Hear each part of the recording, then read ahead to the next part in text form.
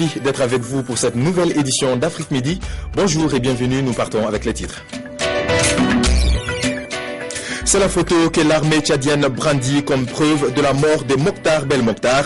Une photo présentée aux journalistes au moment où l'incertitude demeure également sur le sort de l'autre chef islamiste, Abou Zeid. Sans surprise, 2 candidats à la présidentielle se détachent au Kenya. D'après les premiers résultats provisoires, le vice-premier ministre Uhuru Kenyatta aurait obtenu 54% des suffrages contre 41% pour son rival Raila Odinga. Les résultats provisoires de l'élection présidentielle au Kenya continuent d'arriver très lentement ce mardi au centre de collecte de la Commission électorale indépendante IEBC, qui les publie en temps réel au lendemain d'un scrutin calme marqué par une forte participation. D'après les premiers résultats provisoires dévoilés, le vice-premier ministre Uhuru Kenyatta devance par 54% des suffrages son rival Raila Odinga, l'actuel premier ministre, qui recueille 41% des voix. Selon la commission électorale, la participation a dépassé les 70%. Voilà, plus de 70%, c'est donc en masse que les Kenyans sont allés voter lundi pour l'élection présidentielle et ce taux qui va augmenter en raison de l'afflux. Plusieurs bureaux de vote étaient toujours ouverts tard en soirée, le récit d'une journée hantée par le passé. On vote en masse, y compris dans les régions les plus reculées du pays. Les enjeux de ces élections expliquent en partie un tel engouement. Pour la première fois depuis 5 ans, les 14 millions d'électeurs ont la possibilité de renouveler l'ensemble de leurs responsables, du président à l'élu local, de quoi susciter énormément d'espoir dans un pays miné par les violences interethniques et la pauvreté. Nous voulons des responsables qui nous apportent du développement, par exemple des écoles, des dispensaires, des routes, de l'eau. Je voudrais demander aux gens de voter en paix et d'élire des gens qui nous feront avancer. Pour relever ces défis, 2 candidats sont favoris dans un scrutin que l'on dit très serré. Uhuru Kenyatta, fils du premier président du pays, multimillionnaire, est inculpé par la Cour pénale internationale pour crimes contre l'humanité après les violences post-électorales de 2007. Il fait partie de l'ethnie des Kikuyu. Chacun d'entre nous doit comprendre que la paix et l'unité de la nation est le plus important, mais aussi le plus compliqué à réaliser. Face à lui, l'actuel Premier ministre Raila Odinga, lui aussi joue son va-tout, mais pas pour les mêmes raisons. C'est la 3e et peut-être la dernière fois qu'il tente d'accéder à la présidence. C'est un loup. Je m'engage à respecter les résultats. Je féliciterai bien sûr le vainqueur. Kikuyu, Luo, la rivalité entre les 2 ethnies est historique. Durant la campagne, les messages de paix ont inondé les médias du pays, ce qui n'a pas empêché dimanche soir la mort de 12 personnes, dont 6 policiers, dans des violences attribuées à un mouvement indépendantiste local. Depuis, les plus de 20 000 observateurs locaux et internationaux présents dans les bureaux de vote n'ont signalé aucun incident grave. Les craintes portent maintenant sur l'après-dépouillement. Paris répète ne pas avoir la preuve de la mort des 2 chefs islamistes Abou Zeid et Mokhtar Belmokhtar. Des soldats tchadiens de retour du Mali ont pris une photo présentée comme le cadavre de Belmokhtar. Impossible d'authentifier le document pour le moment. Une photo sur un téléphone portable, la preuve selon les troupes tchadiennes que Mokhtar Belmokhtar est bien mort. L'image a été montrée par des soldats aux correspondants au Tchad de France 24 et RFI, alors qu'ils visitaient une base militaire avancée tchadienne dans le massif des Iforas. De retour du front, les soldats affirment que le chef islamiste algérien est mort et disent l'avoir tué. France 24 est dans l'impossibilité de confirmer l'identité de l'homme sur la photo. Depuis vendredi, par 2 fois, le président tchadien Idriss Déby a annoncé la mort de Mokhtar Belmokhtar et d'Abou Zeid. La France ne confirme pas ces informations, mais le chef d'état-major évoque le possible décès du second. C'est probable, mais ça n'est que probable. Nous ne pouvons pas avoir de certitude pour l'instant. Ce serait une bonne nouvelle. Et pourquoi ? Parce que nous n'avons pas récupéré le corps. Le décès d'Abou Zeid a été confirmé lundi par l'agence mauritanienne Sahara Media. Citant des sources proches d'AQMI, le même site n'a en revanche pas confirmé la mort de Mokhtar Belmokhtar. Abou Zeid est accusé d'avoir orchestré des dizaines d'enlèvements, dont 20 occidentaux depuis 2008. Sa mort serait un coup dur pour la branche d'Al-Qaïda au Maghreb. Mokhtar Belmokhtar, lui, avait revendiqué la prise d'otages sur le site gazier d'In Amenas en Algérie. Sur cette vidéo filmée par notre correspondant au pied du massif Tigargar, des soldats tchadiens disent célébrer la mort de 2 des chefs d'EQMI les plus redoutés. Une quinzaine de combattants islamistes ont été tués dans la nuit du lundi à mardi. C'est ce qui affirme le ministre français de la Défense, Jean-Yves Le Drian, pour qui tout nous laisse à penser que les otages sont en vie. Les familles françaises des 4 otages enlevés au Niger sont de plus en plus inquiètes. Certaines prônent le dialogue avec les ravisseurs. Je vous propose de les écouter. Il est plus que temps de se poser la question où sont les otages et de ne pas prendre de risques pour leur vie. C'est vraiment ça le message. Et donc de stopper les opérations militaires. Et là, il n'y a que le président de la République, qui est le chef des armées, qui peut le faire. Je comprends l'angoisse des familles, leur douleur et leur inquiétude encore plus grande maintenant que les forces françaises et tchadiennes ont pénétré dans cette zone de montagne qui s'appelle la Wardésie Foras. Nous avons en permanence le souci de préserver leur vie et de faire en sorte qu'ils soient libérés. Au moment où nous parlons, tout nous laisse à penser qu'ils sont en vie. C'est une lourde perte. 9 enfants, dont 7 talibés, ont péri dans un incendie d'une rare violence. C'était dimanche, un peu après 21h à la Médina. L'origine du drame n'est pas encore connue, mais une enquête est ouverte. 9 personnes emportées par les feux. Les riverains de la rue 6, angle 19 de la Médina ont passé une des plus longues et difficiles nuits. Dur et choquant, c'est le moins qu'on puisse dire après des heures passées pour éteindre le feu.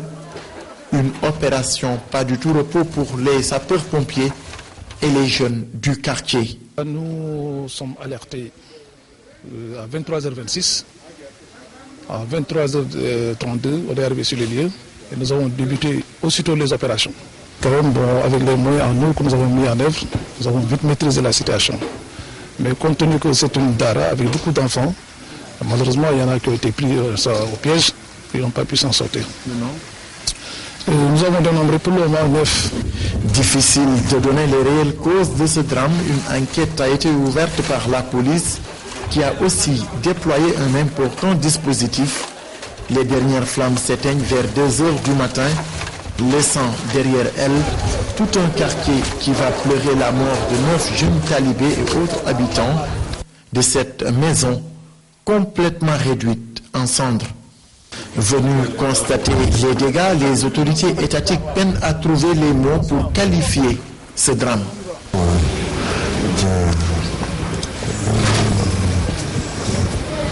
Difficile de parler, mais j'exprime vraiment mes sentiments de douleur en attendant de voir encore plus clair.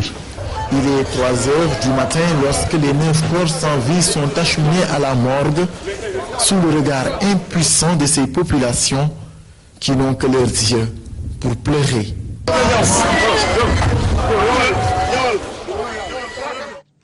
Regain de tension à Port Saïd en Égypte. De nouvelles violences ont éclaté hier. Le bâtiment des services de sécurité a été incendié en marge des funérailles des 3 civils tués samedi. 2 policiers ont également péri. Libreville, la capitale du Gabon, abrite depuis hier des journées de sensibilisation et de dissémination des directives du cadre harmonisé de gestion des finances publiques.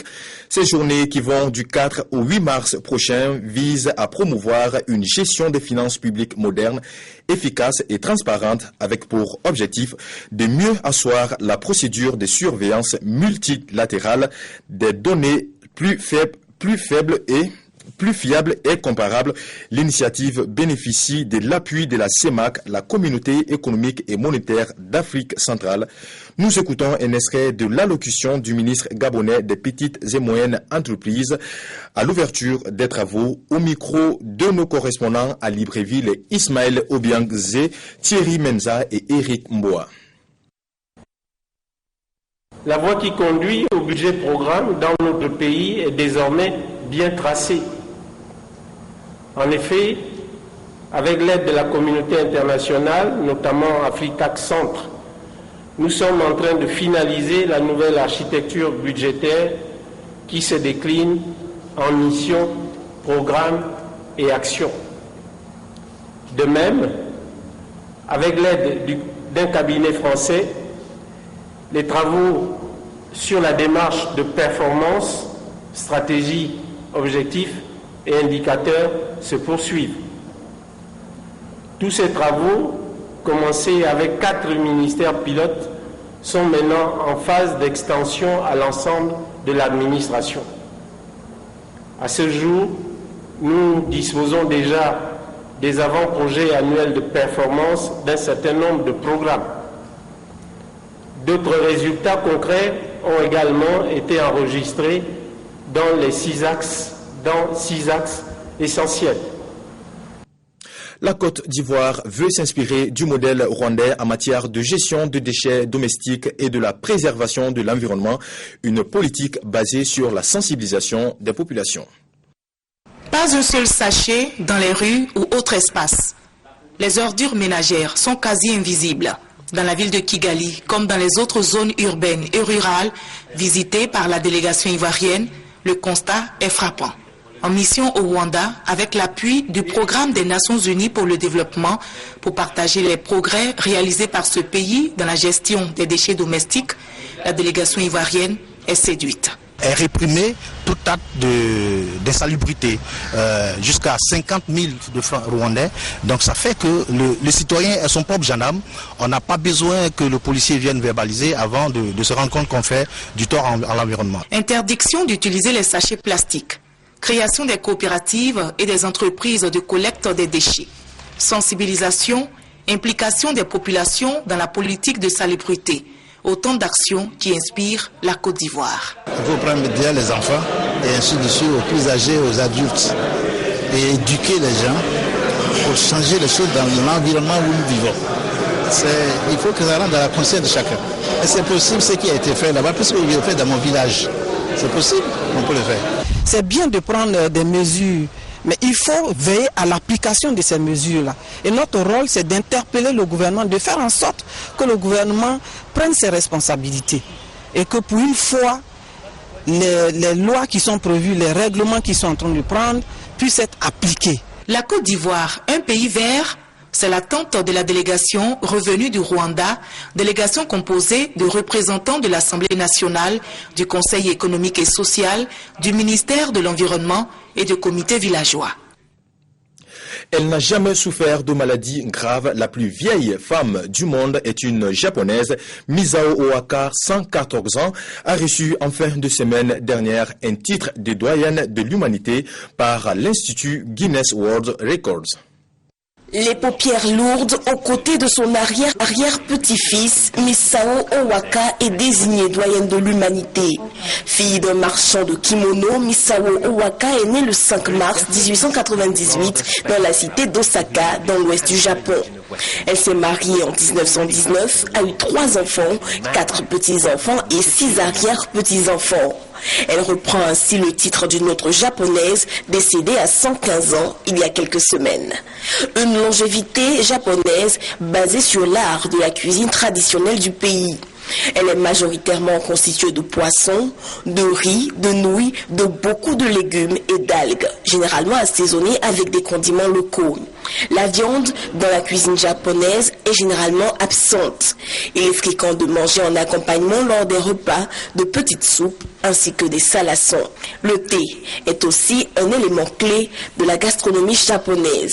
Pour la plus que centenaire, le respect des aînés reste l'une des clés de la longévité. Voilà, c'est la fin d'Afrique Midi. Merci de l'avoir suivi. Bonne suite des programmes sur Africable Télévision. Au revoir.